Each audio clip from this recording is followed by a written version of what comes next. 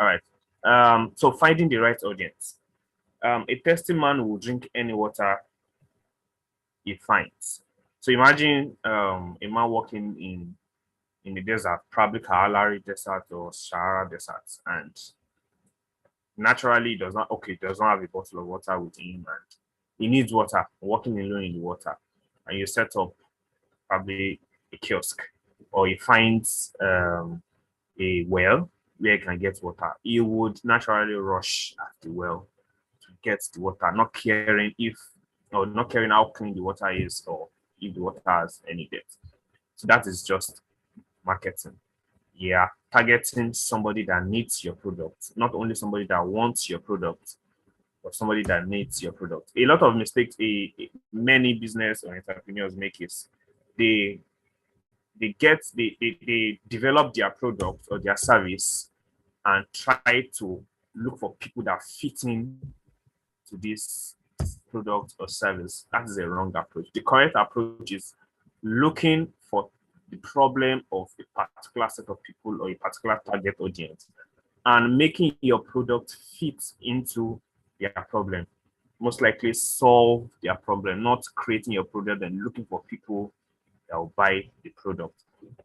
So yeah, I highlighted the difference between target audience and target market. So a target audience is a set of consumers. Okay, let me just don't let me read this out. So a target market is basically a group of people that you feel needs your product. Yeah, that's your target market. A group of people. Now, your target market is really large, but for a target audience is centralized. Probably within a particular age range, they're selling a particular product. Probably, yeah, you sell suits. Yeah, and the truth is, every male is your target audience. At least every male is your target market. I mean, every male is your target market if you're selling suits. But if you want to centralize your target audience, you can say, for example, bankers. So that is a target audience. Bankers are a section or a group or a subgroup in your total target market. So it is really beneficial if you target your audience specifically. So 3 reasons to define your target audience. So as a business startup or an entrepreneur, these are 3 reasons why you should conduct your target audience analysis before setting out in marketing your product. So to ensure you are creating the right content for the right set of people. So when you're marketing your product, you need your target audience so that you know this set of people are the ones that need to see the right content. Secondly, it's better understand the pain points of your target audience and how your brand solves it. The truth is nobody cares about your brand except if you are iPhone or you're a brand that you're Apple or you're Microsoft or something like that. But the truth is, if you're a startup, nobody cares about your brand. Everybody cares about their problem getting solved. So if you are a problem solver with your product or your service, then you will find it easy to market to your target audience. So it is good to look for the problems of your target audience and how your brand can solve it. And thirdly, increase conversion for your business, which is the ultimate goal for every business.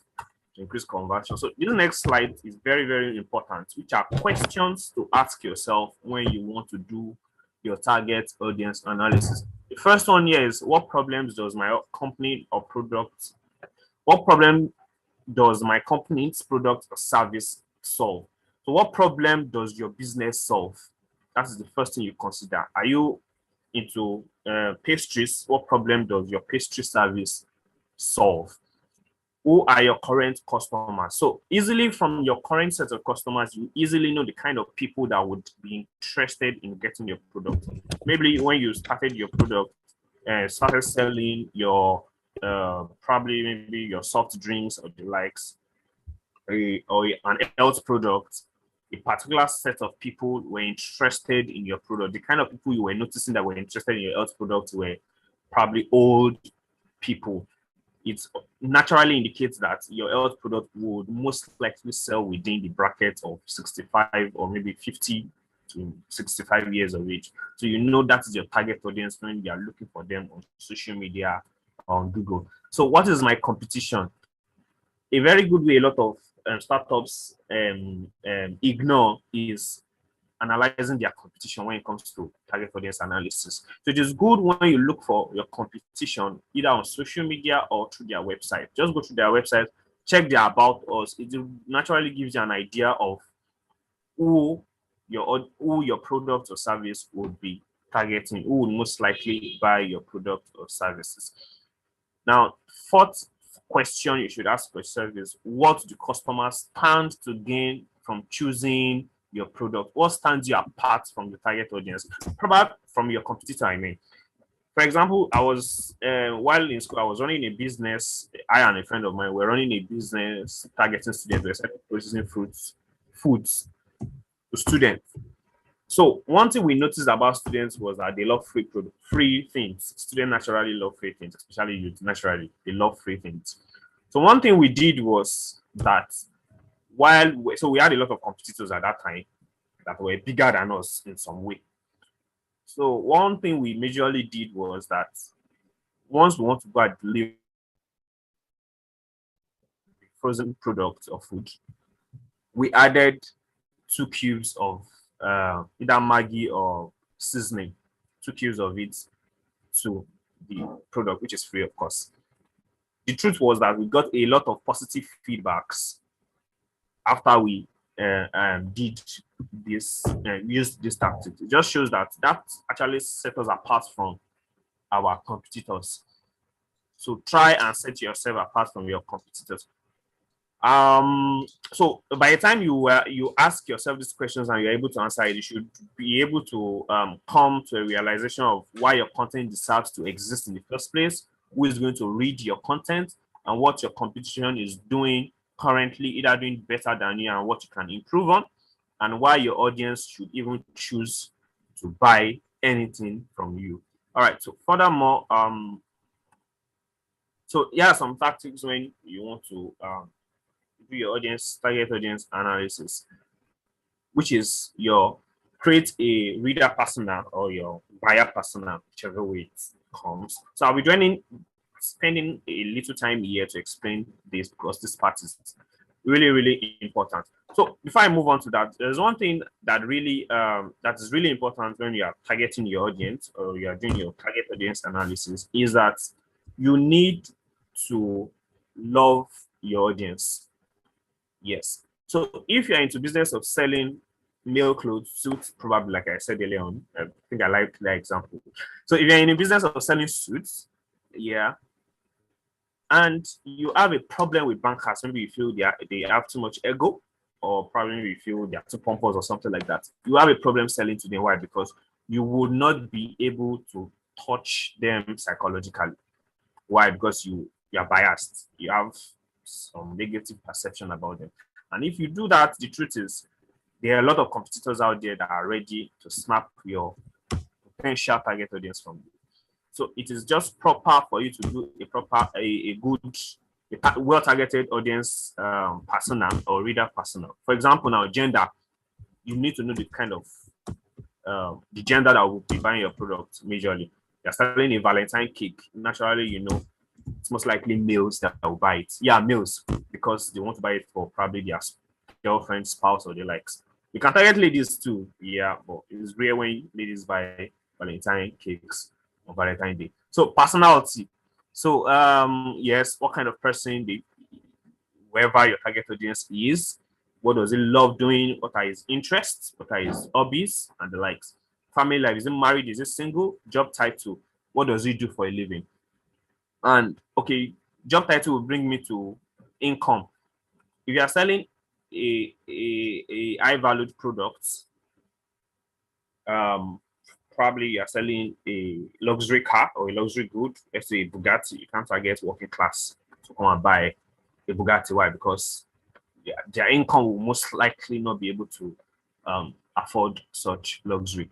So their employer, their location where they live. So as a small business, location is really important. You need to be you need to focus your targeting on the location around you. Why? Because you might not be able to get enough resources to want to, probably maybe you deliver products to people around you.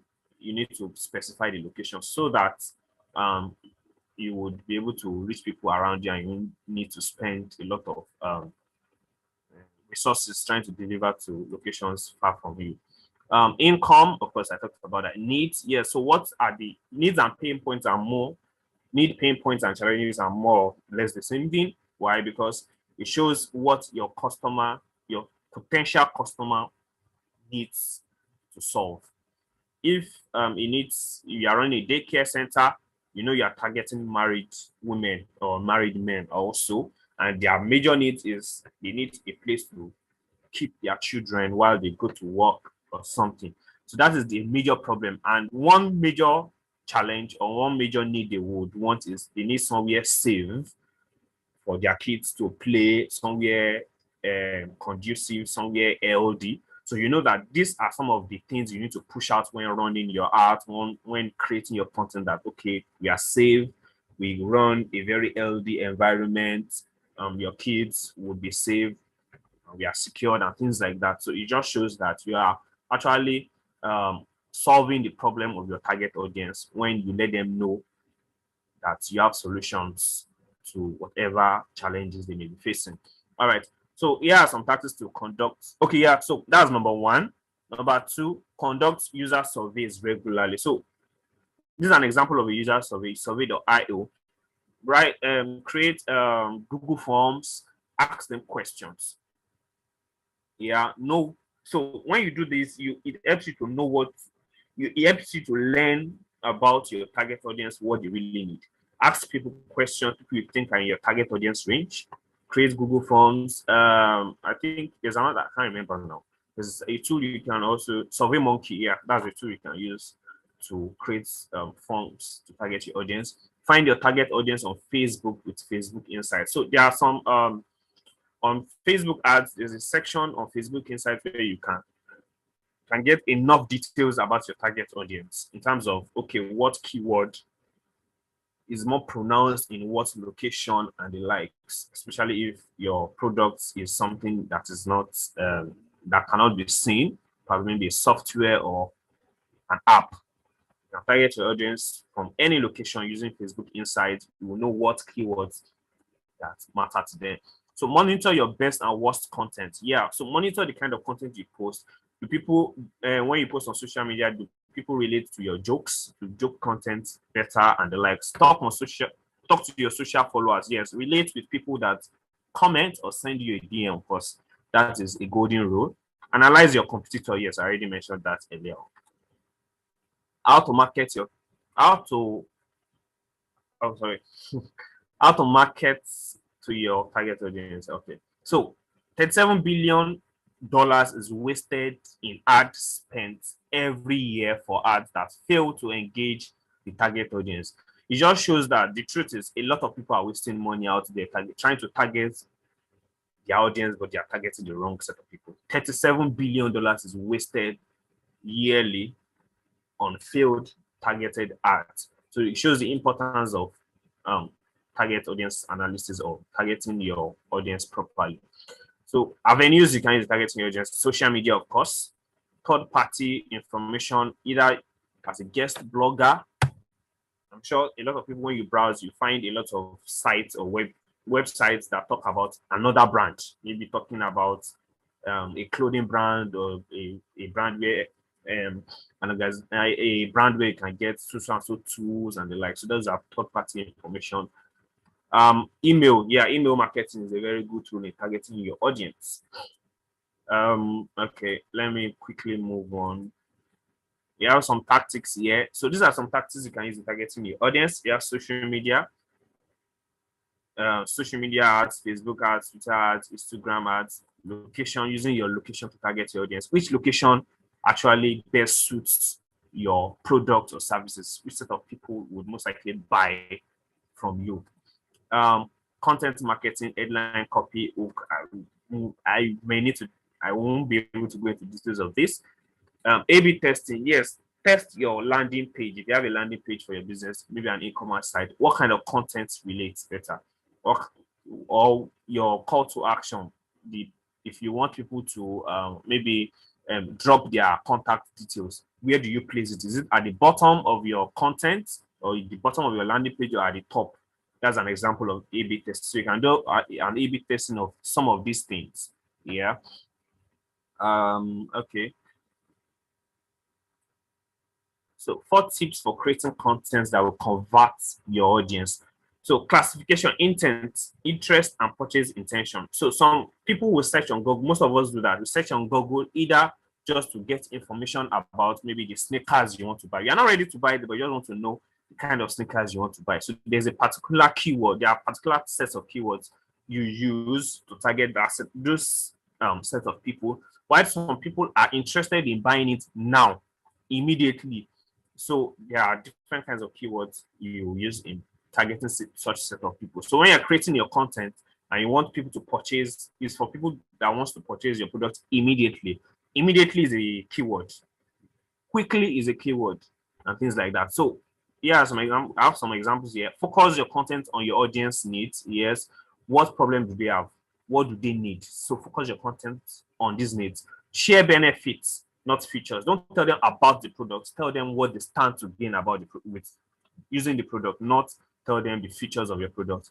Create audience. Tell them that if they don't get the product now, there's a discount that would elapse in maybe 24 hours. Create audience. Tell them what to do. Yes, everybody, obviously you want them to buy, but tell them buy your product now. Yeah, is a way, make it clear and straight to the point. Okay. Finally, 4 common audience assumptions you need to avoid. Your audience is just like you. Yes, your audience might not be like you. Your audience might not think like you. Yes, if you are an upcoming business and you are selling a luxury product, yeah, you might not even have the finances to buy your own products for yourself. It shows your audience does not think like you. Maybe you're targeting students and you are not a student. A student will not think the way you think. So you need to think like your audience. They know the same things you know. No, they don't. Yeah, there are some okay, let me just. They don't know the same thing you know. So explain to them. Use simple terms to explain in your content. Take care about your brand. Most of your audience care more about their family. Yes, nobody cares about your brand, like I said earlier on. They care about the problems they need to solve. So let them know you're a problem solver. They know your industry jargons. Yes. For example, in digital marketing, call to action is an industry jargon, so to say. But when you're writing your content, explain what CTA means. Call to action, explain what it means. It helps you target your audience properly. All right, so that will be the end of my presentation. So I don't know if there are any questions. Yeah, Damilare, thank you for that presentation. Thank you so much. Okay, Aoyemi Patrick, are you ready? A minute, please. A minute, okay. I waiting for you. Is there anyone who has a question for Damilare?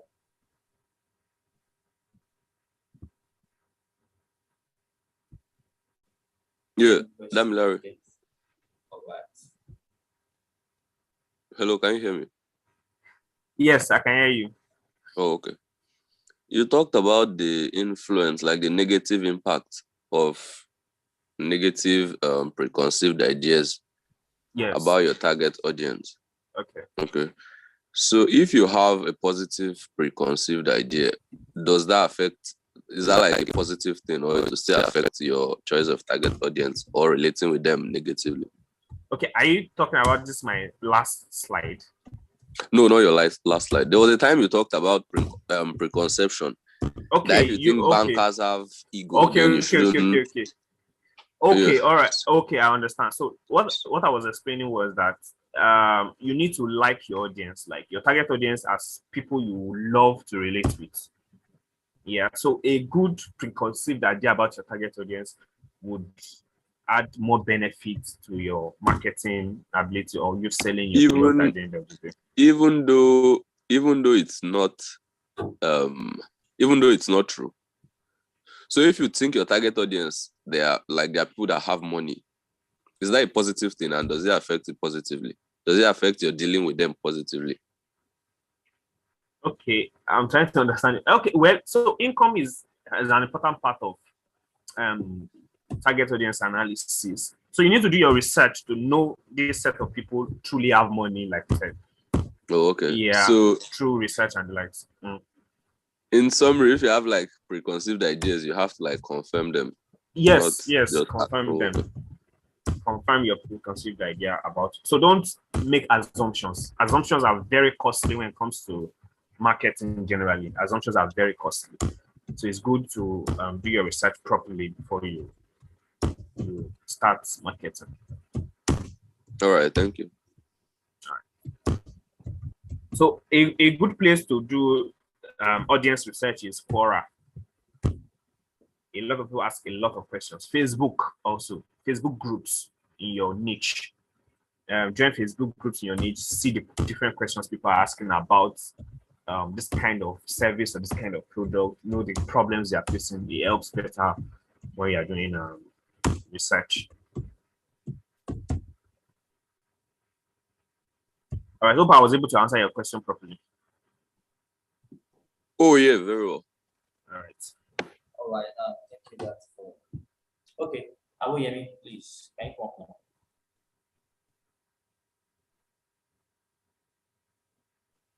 Hello, please. Sorry, I don't know why my laptop refused to come up. I was using my phone to actually listen to it because I don't have light, so my generator is somehow bad. So I don't know if I can use my phone to do it. So that's what I'm trying to figure out. If you are comfortable with your phone, come back.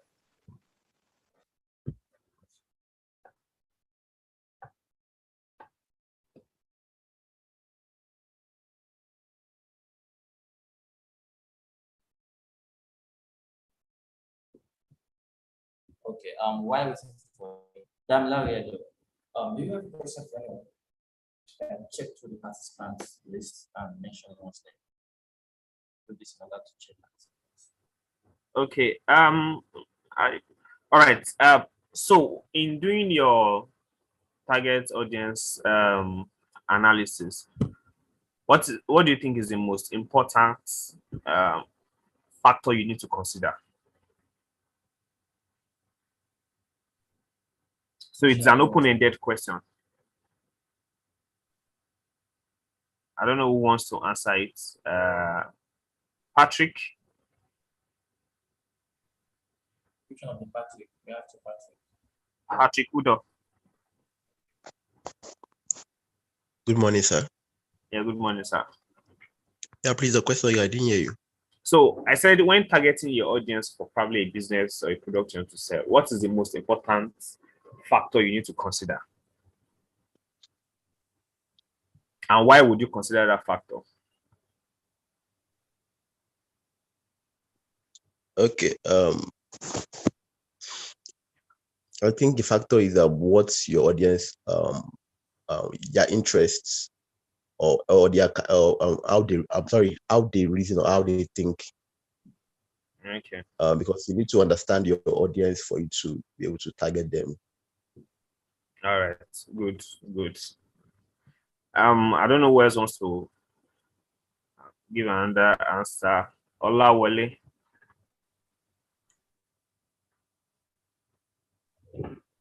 Good morning. Yeah, good morning.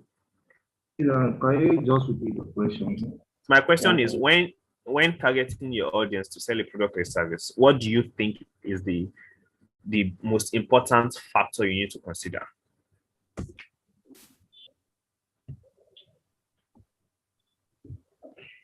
The factor I need to know, I think my customers, how they say they go. I didn't hear that. I think I need to consider my customers since I want to. And what are the things you consider?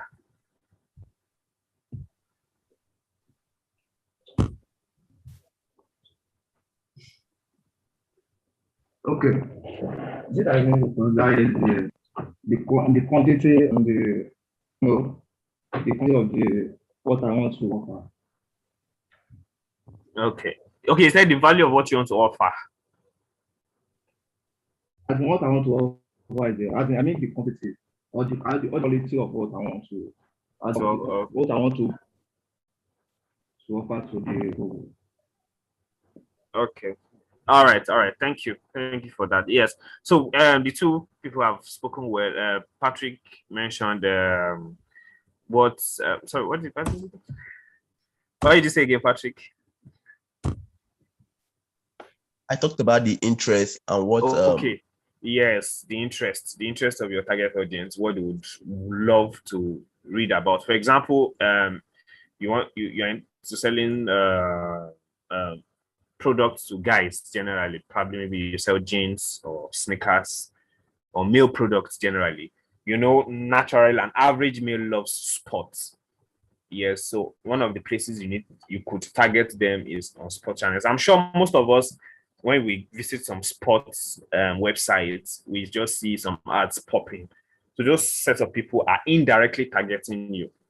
They are looking for you where they think you would most likely want to be.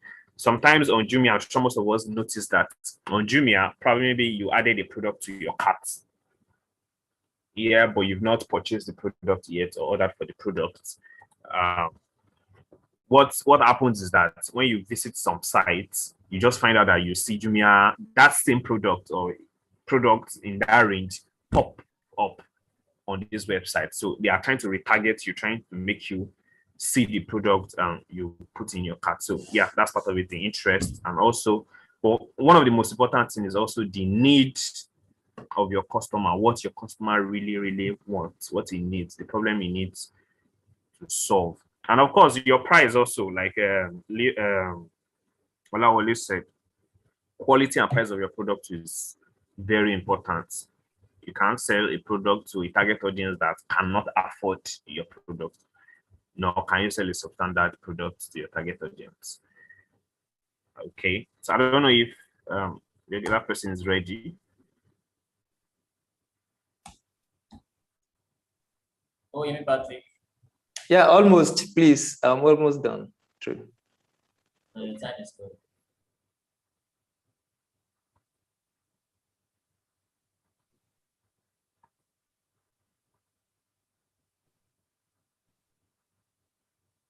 All right, so while Patrick is trying to create it, so I want to just emphasize one or two things here. For which was okay, I need to share my screen now. So focus your content tips when targeting your audience, which is focus your content on your audience needs, right? Okay. Share benefits. So I noticed a lot of people, what one major mistake a lot of businesses make is that when they are trying to market their product, all they talk about is the features of the product, not what the product really does. So it's just proper when you share details of what your target audience will benefit. For example, now you are into the sales of you install security cameras and the likes.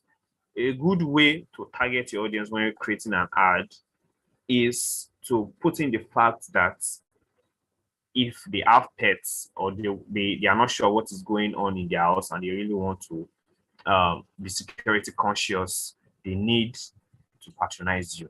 Not telling them that your security cameras has one laser, whatever, or it can be controlled with a remote or things like that. Those are features of the product, but the benefits are what are really important.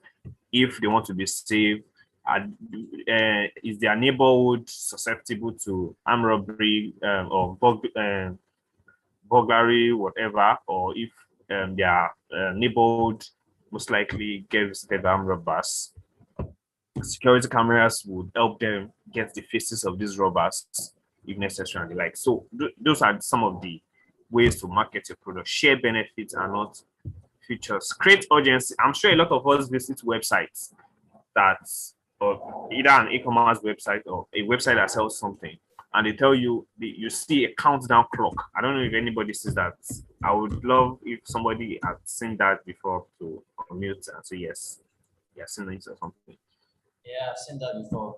All right. So for the discount to 24 hours, you see a countdown clock counting down. So those are tactics when you use when creating urgency for your product, when you want people to take quick action. Because the truth is, an average target audience is lazy, does not want to take action immediately. And if you don't create urgency, you will not take action immediately. Another way to create urgency is to tell them that we have 51 slots, 49 is already taken, 2 slots left to go. So sometimes that is not directly true, yeah, but a lot of marketers use it just to ensure that people take action immediately. Because once you let your target audience or whoever visits your website or sees your content, if you let that person go immediately or leave your site without taking an action, there's a very, very high probability that that person will not come back or even see your product or ad again. So it is good when you create urgency so that once they see that, they would the fear of missing out will grip them and they would want to take action. I'm sure most of us would have heard the word FOMO, fear of missing out. So it is a way to create urgency, and nobody really wants to miss out on something they feel they need. Tell them what to do. Yeah, tell them what to do. Tell them. So when you're writing your blog content or whatever content, at the bottom, tell them either to click a link to somewhere or submit their email or click to buy the product or click to contact you. Let your call to action be very, very clear. Let it not be a situation where your visitor, your website visitor starts looking for the call to action on your page. The truth is, they might not really look for it for long. Yeah. So, and one tip for your call to action is also that don't always place your call to action only at the bottom of your content, either blog content or email content. Don't place it at the bottom. Place it probably after the first paragraph. Yeah, but that means your first paragraph must have enough value, because the truth is, I think just 5% of target audience spend time reading. That's the target audience. Website visitors, just 5% or less, spend time reading your blog post completely. Some of them just read the first 3 paragraphs probably, and once they don't find your call to action in the first 3 paragraphs, they move on, and they will most likely never come back to your website again. So it is good when you have a call to action early in the your content on your website, so that they can easily see what they need to do. And one last thing concerning that call to action is having an exit pop-up. So a lot of people just, once they are through with your website, they may not take the action they see. So they are about to exit your website. It is just good when you now introduce the call to action again. Maybe you want them to drop their email or something else. It is good when at the end of them reading and they're about to leave your website, they see it again. So I was doing a research yesterday. I was going through websites, blogs, reading some content yesterday, and I noticed one thing. So 2 websites did it. So the first was, the thing was that when the call to action comes up, the pop-up comes up, they tell you to include your email. So you don't see a cancel button. You don't see a cancel button. At the bottom of the call to action, or where you would put your email address, you see 2 things. You see that putting your email address, or the second thing at the bottom you find is maybe it depends on the products. I think the blog was talking about tools in helping you improve your social media marketing. So at the bottom they said, I don't want to improve my social media marketing, or I don't want to get more customers. So that was the exit option. That was the exit option. So I just smiled when I saw this, and I didn't know when I included my email, because it just sounded funny, because they told me, okay, you don't want to improve your business, so click this to exit or to cancel this. So those are different methods to use when introducing call to action on your website. So I don't know if the other person is ready. Are we in Patrick? Are you ready?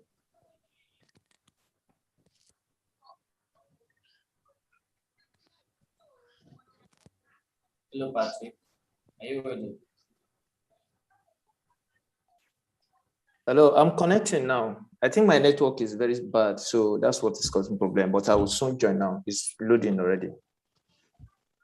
There's no time. You have to do share. Dami, Larry. Yes.